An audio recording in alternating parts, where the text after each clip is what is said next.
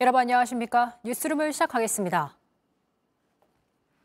윤석열 대통령이 오늘 원포인트 개각을 단행했습니다. 총선 출마가 유력한 박문규 산업통상자원부 장관의 후임을 지명한 건데 산자부는 3개월도 안 돼 또 수장이 바뀌게 됐습니다. 비대위원장 후보로 거론되는 한동훈 법무장관은 이번 개각에서 제외되면서 국민의힘은 술렁이는 분위기입니다. 류정화 기자가 보도합니다. 윤석열 대통령은 신임 산업통상자원부 장관에 안덕근 통상교섭본부장을 지명했습니다. 현 박문규 장관이 내년 총선 경기도 수원 출마가 유력해진 데 따른 겁니다. 이론과 실무를 두루 겸비한 국제통상 전문가이시며 우리 경제에 활력을 불어넣고 대한민국의 경제 영토의 확장을 이끌 것으로 기대하고 있습니다. 윤석열 정부 첫 국무조정실장을 지낸 방 장관은 그러나 취임 3개월도 채 안 돼 교체되는 것이어서 총선용 경력 쌓아주기냐는 비판이 나옵니다. 국정원장을 포함한 외교라인과 한동훈 법무장관은 개각 대상에서 빠졌는데 후임 인선을 추가로 검증하고 총선 역할에 대한 의견 수렴을 거쳐야 한다는 설명입니다. 한동훈 비대위원장 카드를 놓고 논쟁을 벌였던 국민의힘에선 촉각을 곤두세웠습니다. 신윤계가 주장한 한동훈 비대위에 이른바 윤심이 실린 게 맞느냐는 의문이 제기된 겁니다. 한 장관에겐 비대위원장보단 선대위원장을 맡겨야 한다는 주장이 나왔고 집을 새로 짓고 간판까지 바꿀 각오가 필요하다. 전략 전술을 아는 수도권 중원 전투에 도움이 되는 장수를 모셔야 한다며 김한길 국민통합위원장을 염두에 둔 발언도 나왔습니다. 반면 친윤계에선 지지층뿐 아니라 30대에서 50대 여성들에게도 인기가 높은 한동훈 장관이 적격이라고 강조했는데 윤재욱 당대표 권한대행은 한동훈 비대위원장 설엔 선을 그었습니다. 어떤 근거를 가지고 말씀하시는지는 제가 알 수가 없습니다. 우리 당의 중요한 분들을 모시고 의견 수렴하는 절차가 남아있고. 국민의힘은 내일 원내외 당협위원장 회의를 열고 비대위원장 인선에 속도를 낸다는 방침입니다. JTBC 유정화입니다. 금태섭 전 의원이 주도하는 신당 새로운 선택이 정의당 내 의견그룹 세 번째 권력과 오늘 국회에서 공동창당 대회를 열었습니다. 합리적 진보와 개혁적 보수의 연합정당을 표방한 새로운 선택은 내년 총선 30석 확보에 도전하겠다고 밝혔습니다. 이 자리엔 국민의힘 이준석 전 대표와 한국의 희망 양향자 대표, 무소속 이상민 의원, 김종인 전 비대위원장이 참석했고 이낙연 전 총리도 영상 축사를 보냈습니다. 오늘도 전국이 꽁꽁 얼었습니다. 전국에 한파특보가 내려지고 매서운 찬바람에 서울의 체감 온도는 영하 20도 가까이 떨어졌습니다.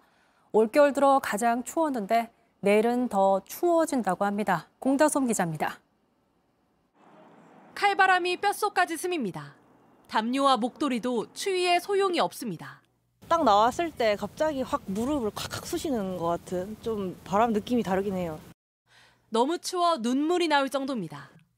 손도 너무 춥고 발끝까지 너무 추워가지고 이렇게 얼굴 잠깐 마스크 쓸까도 고민했는데 너무 추워가지고 눈물이 자꾸 나는 그런 날씨인 것 같습니다. 처음 느끼는 맹추위가 낯설기도 합니다. 제주도랑 온도도 좀 많이 다르고 여기는 뼛속까지 얼어붙는 듯한 느낌이에요. 오늘 아침 서울 기온이 영하 12도까지 떨어졌습니다. 낮에도 영하 6도에 머물렀습니다. 전국에 한파특보가 내려진 가운데 강원 향로봉은 아침 기온이 영하 24도까지 떨어졌습니다. 올겨울 들어 가장 낮은 기온입니다. 찬바람과 함께 눈도 많이 내렸습니다. 전라 서해안과 제주도를 중심으로 대설특보가 내려져 시간당 최대 6cm의 눈이 내렸는데 어제와 오늘 이틀간 30cm 가까이 눈이 쌓인 곳도 있습니다. 내일 출근길엔 더 추워집니다. 내일 아침 전국 최저기온은 영하 18도에서 영하 3도로 오늘보다 2에서 3도가량 더 낮겠습니다. 기상청은 오늘 내린 눈이 얼어붙어 빙판으로 변할 우려가 있다며 안전사고에 유의해달라고 당부했습니다. JTBC 공다솜입니다. 한파로 인한 사건, 사고도 잇따랐습니다. 눈길에 미끄러진 트럭 때문에 차량 7대가 피해를 보는가 하면 맹추위에 KTX 외부 유리창이 얼어 금이 가기도 했습니다. 이혜선 기자입니다. 수북히 쌓인 눈 위로 화장지 더미가 나뒹굽니다. 찌그러진 차량들이 서로 엉켰습니다. 오늘 새벽 3시쯤 서해안고속도로 해미나들목 근처에서 8.5톤짜리 화물차가 중앙분리대를 들이받았습니다. 화물차는 그대로 반대 차선으로 넘어졌습니다. 사고 차량에서 나온 파편들과 차량들이 부딪히면서 7대가 추돌했습니다. 이 사고로 40대 운전자가 다쳐 병원에서 치료를 받고 있습니다. 경찰은 화물차가 눈길에 미끄러진 것으로 보고 정확한 사고 원인을 조사하고 있습니다. 차량 2대가 눈에 갇혔습니다. 어젯밤 10시 10분쯤 강원도 평창군 대관령면 한 도로에서 차량 2대가 2시간 동안 눈길에 고립됐습니다. 다친 사람은 없었지만 차량에 타고 있던 임신부 등 6명이 구조돼 인근 마을회관으로 옮겨졌습니다. 비슷한 시각 천안 아산역에서 광명역으로 달리던 KTX 산천열차 이중창 중 외부 유리창에 금이 갔습니다. 승객 788명이 타고 있었지만 다친 사람은 없었습니다. 한국철도공사 측은 기온이 낮아져 바깥 창문이 약해진 상태로 눈과 자갈이 튀어 금이 갔다고 설명했습니다. 한 차량이 중앙분리대를 들이받은 채로 멈췄습니다. 오늘 새벽 2시 10분쯤 30대 남성이 대전 가장동에서 만취 상태로 운전하다 도로 중앙분리대를 들이받았습니다. 남성은 경찰차를 보고 달아나다 1km를 채 못 가 붙잡혔습니다. 네, 도로가 빙판길이라서 미끄러웠는데 처음부터 비틀비틀 거려서 이건 음주운전 같다 해서. 음주 측정 결과 혈중 알코올 농도는 면허 취소 수준이었습니다. 경찰은 남성을 입건하고 사고 경위를 조사 중입니다. JTBC 이혜선입니다. 어제 첫 손을 보인 탐사 코너 꿀벌처럼 부지런히 취재하는 뉴스비 시간입니다. 오늘은 벌거벗은 임금님을 지켜본 한 보좌진의 이야기를 전해드리겠습니다. 5년 전 JTBC에서 안희정 전 지사의 성폭력을 고발한 김 씨를 도왔던 문상철 전 비서관. 7년간 안 전 지사의 곁에서 일하며 그의 부상과 몰락을 지켜본 소회를 기록해 현 정치권에 화두를 던지고 있습니다. 김지아 기자가 만나봤습니다. 한 청중이 안희정 당시 충남도지사에게 질문합니다. 공직자 면접에서 자신의 신념에 반하는 질문을 하면 어떻게 대답해야 하냐는 겁니다. 안 전 지사는 이에 대한 대답 대신 누군가를 연단으로 불러냅니다. 이 대목에서 산 증인을 좀 요청하더라고요. 제랑 같이 일하는 사람인데 이 친구가 젊은 날 육사를 좋은 시험으로 필기 합격을 했다가 면접 때 일부 정치권인들의 행태에 대해서 어떻게 하냐는 질문에 대해서 굉장히 정직한 답을 했다가 이 친구는 참고적으로 집안이 내 군인 집안이기 때문에 절대로 운동권에 물들 확률이 전혀 없었던 친구예요. 문상철 비서. 네, 이럴 때 답을 어떻게 해야 됩니까? 객석에서 단숨에 뛰어올라간 문 씨가 말합니다. 제 신념을 대답을 해도 먹고 살아야 되는 세상을 위해서 안희정 지사님을 위해서 일을 하고 신념을 말하겠다던 문 씨는 어떻게 됐을까?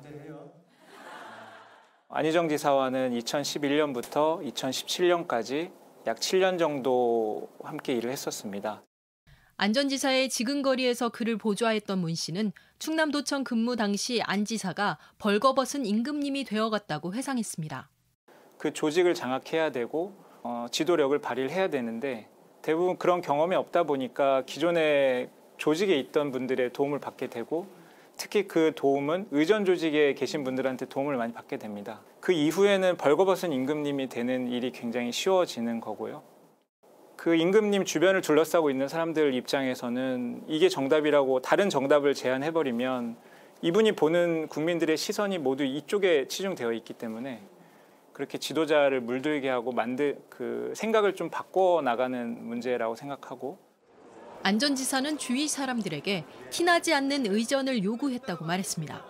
예를 들면 리더를 모시기 위해서 엘리베이터를 잡아놓는다든지 이런 것들은 굉장히 저차원적인 의전이라고 불리고 예를 들면 엘리베이터를 잡아놓지는 않았지만 자연스럽게 탈 수 있는 상황을 만들어 놓는 눈에 보이지 않는 의전이 저는 최고의 의전이라고 배웠고 안 전 지사는 농사를 짓는 소박한 모습을 보여주기 위해 전문가들을 동원해서 농작물을 경작하기도 하고 운동한 후 땀 흘리는 모습을 보여주길 원하기도 했습니다. 보이지 않는 의전이 만든 이미지를 바탕으로 팬덤도 형성됐습니다. 각자의 목적이 투영된 팬덤은 안 전 지사를 더 고립시켰다고 문 씨는 말합니다. 정치인의 팬덤에 대한 의지, 그리고 팬덤을 운영하는 분들의 선을 긋지 않고 정치에 참여하려고 하는 이 서로의 욕망이 결합되면서 이 팬덤 정치가 굉장히 심화됐다고 생각하고, 그거는 지금도 여전히 이어지고 있다고 생각합니다. 안 전 지사가 또 강조했던 것은 안희정 가문의 구축이었습니다. 서로를 직책으로 부르지 말고 무조건 형, 동생, 누나로 불러라라고 강요를 많이 받았었습니다. 근데 그 누구누구 가문으로 불리는 그런 정치 환경 때문에 우리는 정치인의 잘못에 대해서 직언하지 못하고 그걸 우리의 가문의 문제를 어떻게든 밖으로 나가지 않게 해야 되는 그 사명감을 갖게 되는 거라고 생각하고요. 안희정 가문의 사람이라는 발판으로 문 씨는 여의도 중진 의원의 보좌진이 됐지만 그가 김 씨를 도와준 몇 안 되는 안 지사의 측근이었기 때문입니다. 제가 안희정 지사의 참모로서 오랫동안 활동해왔고 앞으로도 함께 일할 거였기 때문에 그 부분을 인정하고 싶진 않았지만 그럼에도 불구하고 그 피해자분을 도와야 되겠다고 생각을 하게 될 수밖에 없었던 건 상식과 책무감 이런 이유 때문이었습니다. 김 씨를 도와주기 시작하면서 미투를 기획했다는 음해와 협박도 이어졌습니다. 정치권에서 계속 일을 하고 싶었지만 20여 군데에서 거절을 당했고 결국 일반 기업에 취직했습니다. 5년이 지난 지금 시점에 제가 그분들께 묻고 싶은 건 그때 음모론을 말씀하시고 이 사건의 기획서를 이야기하셨던 분들은 5년 동안 제가 어떻게 살아왔는지 그리고 가해자 편에 섰던 사람들이 어떻게 살아왔는지에 대한 인생의 서사만 비교해 보신다 하더라도 지금도 이걸 기획이라고 말씀하실 수 있는지 음모론이라고 말씀하실 수 있는지 그리고 본인이 아니면 말고식의 이야기를 했던 분들이 지금은 사과하고 싶은 생각이 없는지를 그분들께 직접적으로 여쭙고 싶습니다.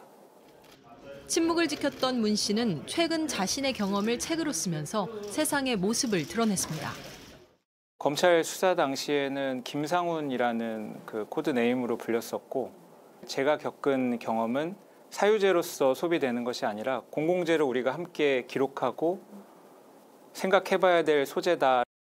하지만 책을 출간하는 과정도 순탄치는 않았습니다.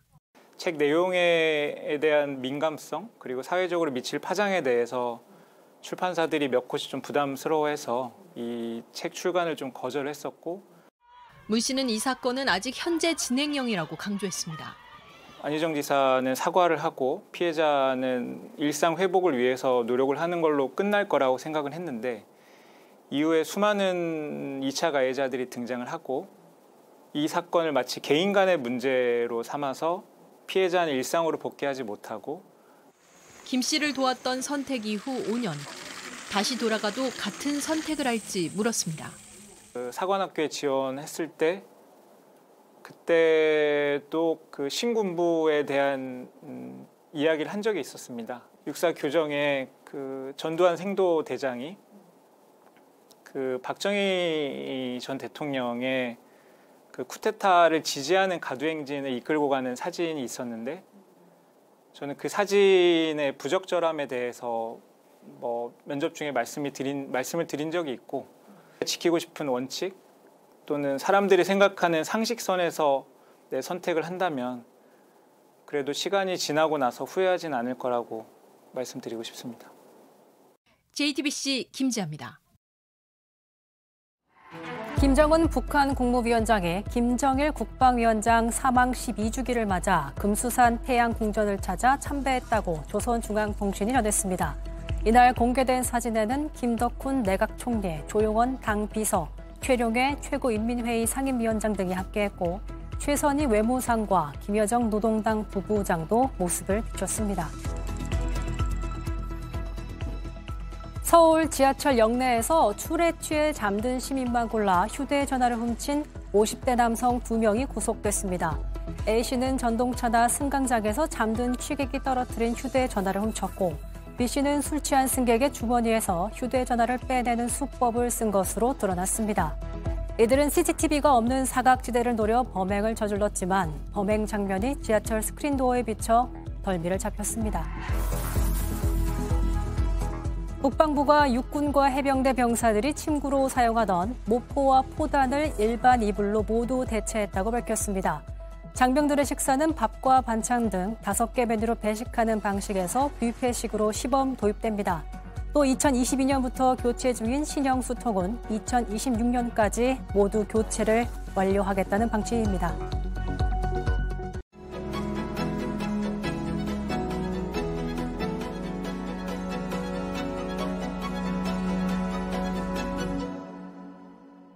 요즘 극장가에서 이 영화의 열풍이 거셉니다. 12.12 군사 반란을 다룬 영화 서울의 봄에 배우 정우성 씨, 김성수 감독님을 뉴스룸에 모셨습니다. 안녕하세요. 안녕하세요. 안녕하세요. 네, 반갑습니다. 요즘 무대 인사와 이제 홍보를 위해서 정말 바쁜 일정 소화하고 계신데 마음만큼은 굉장히 흐뭇할 것 같다. 네, 이렇게 관객분들이 영화를 아껴주고 사랑해주시고 관심 가져주시고 해서 여기까지 온 게 정말 아주 최고의 경험을 하고 있는 것 같습니다. 감독님의 미소가 많은 걸 말해주는 것 같은데 인기 좀 실감하시죠?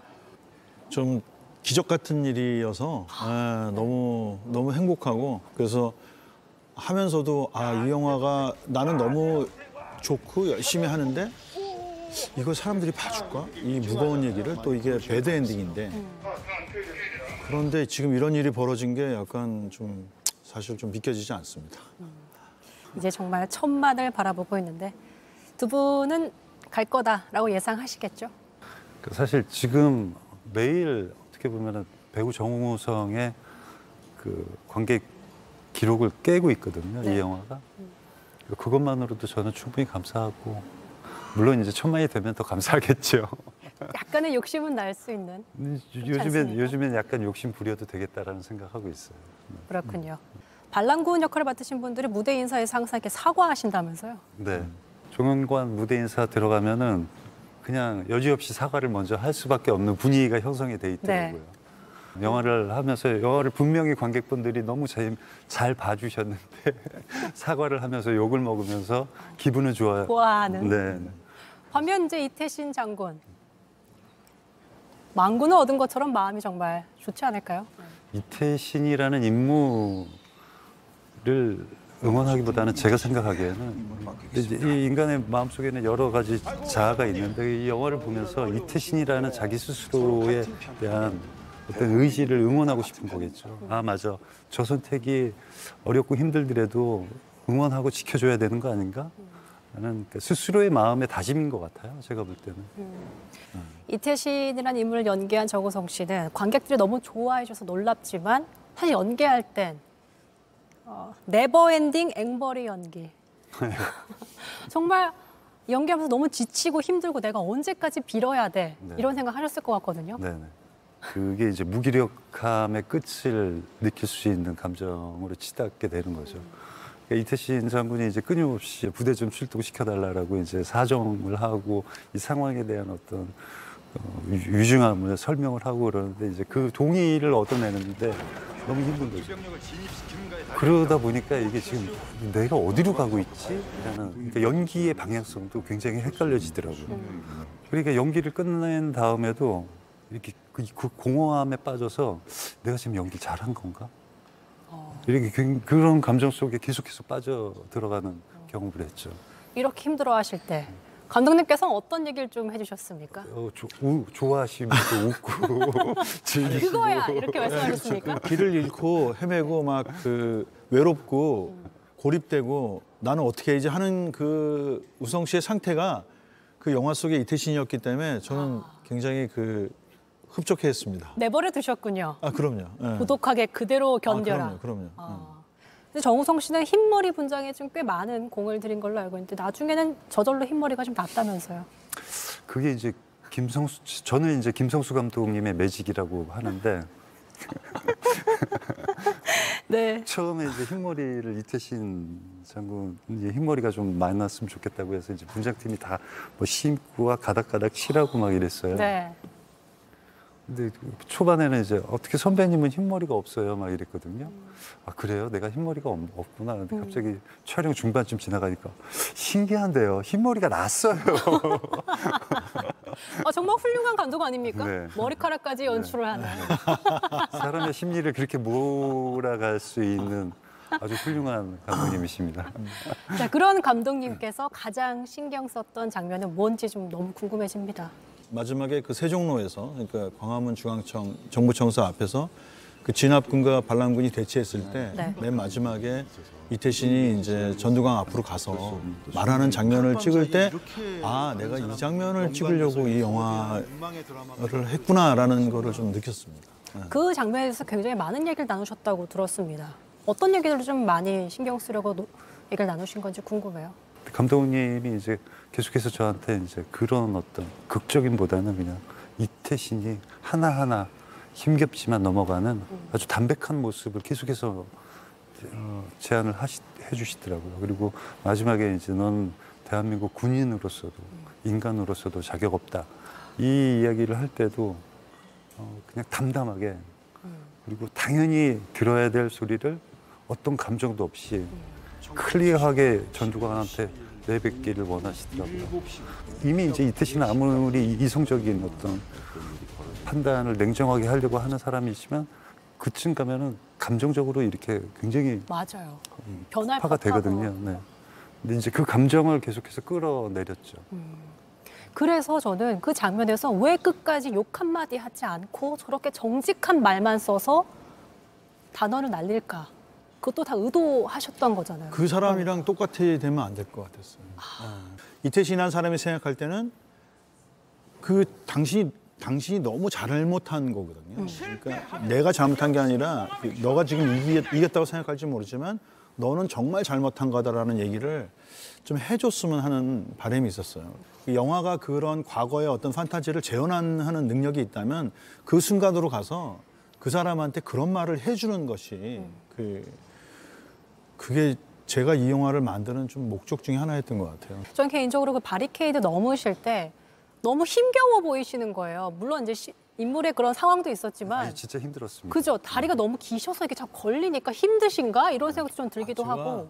좀 많이 찍었어요. 그 장면은요? 네, 그리고 실제로 쓸 장면은 작지만 저쪽부터 계속 오게끔 했어요. 그래서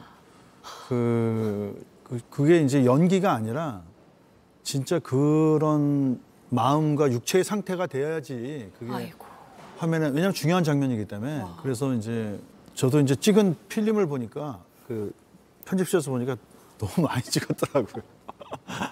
몇 번 정도 찍었는지 여쭤봐도 됩니까? 이틀 찍었습니다. 이틀. 그 장면만요? 네. 그러니까 하루 반 찍었어요. 저는 알죠. 이거 다 쓸 거 아닌데 날 지치게 만들기 위해서 지금 감독님이 시키시는 거다. 아니죠. 더 좋은 장면을 잡기 위해서 노력하는 거죠. 그럼 이제 속으로 이제 막 그냥 이태신 장군처럼 말을 많이 아끼고 있는 정우성 배우의 모습입니다. 이태신 장군하고 우성 씨가 성격이 비슷해요. 그리고 또 우성 씨가 좀 약간 우성 씨의 연기 철학이 자기가 배우로서 그 감정에 진짜로 도달해야지만 그거를 표현할 수 있다. 그리고 그게 진짜다라고 생각하는 분이거든요. 그래서 저는 이제 그런 우성 씨의 연기 철학에 부합하기 위해서 우성 씨를 좀 밀어붙이는 좀 편이죠. 네. 잘 밀어붙여 벼랑 줬기 끝까지. 때문에 또 그런 연기들이 잘 나왔던 거네요, 그러면. 네, 잘 밀어붙이고 또 끌고 가시고. 이게 한 번에 캐스팅이 된 게 아니었잖아요. 근데 안 하시겠다니까 그럼 없겠습니다. 정우성 씨 안 하면 엎을게요라고 말씀하셨잖아요. 진짜 엎을 생각이셨던 아니, 거죠? 왜냐하면 그 곧 쓰면서 네. 우성 씨를 염두에 두고 썼거든요. 이 역할을 우성 씨가 하면, 그래서 우성 씨랑 이렇게 인물이 좀 겹쳐 보인다는 느낌이 갖고 했는데 그 정우성 씨가 안 한다 그러니까 이제 엎으셨겠죠. 그 버전을. 그게 아니라 없는다고 하면 할 거라는 그런 좀 막연한 기대감이 있었습니다. 사실 감독님이 제안을 하면은 저는 마음속으로는 그냥 70~80%는 그냥 어릴 때는 해야 되는 거구나 이렇게 생각을 할 수밖에 없는 인연이 있으니까요. 그리고 또 제가 제 마음속에는 제 1번 감독님이시니까. 마지막으로 정우성 씨에게 질문 드리고 싶습니다. 20대 때 비트의 민이란 역을 만났을 때 그때가 내 인생의 봄이었다라고 웃으면서 말씀하신 걸 봤습니다. 그렇다면 지금 정우성 씨의 계절은 무엇입니까? 지금도 봄일 것 같아요. 다시 돌아온 봄. 내 계절은 순환되니까요. 또 돌아서 다시 네네네. 봄이 왔다. 네. 어쩌면 인생 최고의 봄날을 맞고 계신 게 아닐까 싶기도 하네요. 그쵸. 이게 뭐 그때 20대 때의 봄날은 그 날이 얼마나 그 날이 주는 어떤 풍요로움이 얼마나 값진지 모르고 지나간 것 같고요. 지금은 이제 조금 이 봄날이 내포하고 있는 이 아름다움의 다양함 그리고 이 섬세함 이런 것들을 좀 느낄 수 있는 그런 시기의 봄날인 것 같아요. 그리고 다가올 여름, 가을, 겨울에 대한 기대감도 갖게 되는. 알겠습니다. 앞으로도 영화에서 좋은 모습 보여주시길 기대하겠습니다. 인터뷰 고맙습니다. 감사합니다.